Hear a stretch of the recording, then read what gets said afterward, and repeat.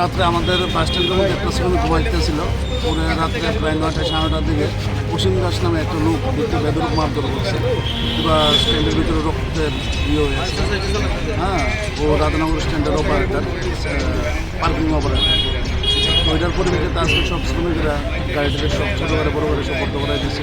তো এখনও করে নিয়ে এসে একটা চেষ্টা অ্যাফেয়ার করা হয়েছে। আপনাদের কী দাবি? আমাদের তবে ওই যে অসীম কুমার দাস বিনা কারণে ওরা হয়তো বা মারছে, ওরা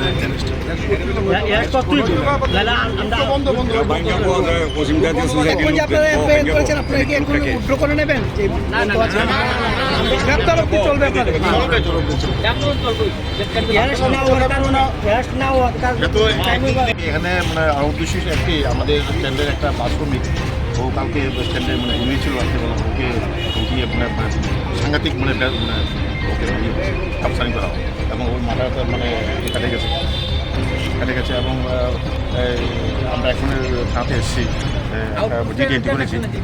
সমস্ত বাসের ছোটো বড়ো সব গাড়ির স্টাফ সবাই এসছে এখানে। সমস্ত রুট ক্লোজ আজকে, কোনো গাড়ি চলেনি, সকাল থেকে কোনো গাড়ি চলেনি।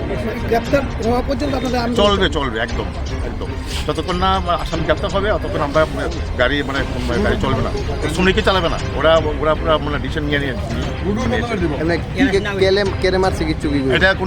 এটা কোনো আমরা জানি না এটা এর জন্য ওর ইয়ে করছে, কিন্তু ও যদি কোনো ফল থাকে তবে কিন্তু সেভাবে কিন্তু মারতে পারে না।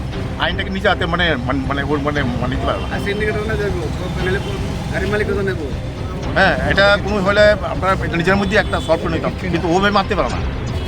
একটা ঘুমন্ত অবস্থা একটা শ্রমিক সারাদিন গাড়ি চালিয়ে সে ঘুমিয়েছে পরিশ্রান্ত হয়ে, ওকে উঠিয়ে ব্রিটিশ আমলে মানে এরকম হয় যে ধরনের কালকার যদি এরপরও গ্রেপ্তার না হয় তাহলে একদম গ্রেপ্তার করতে হবে।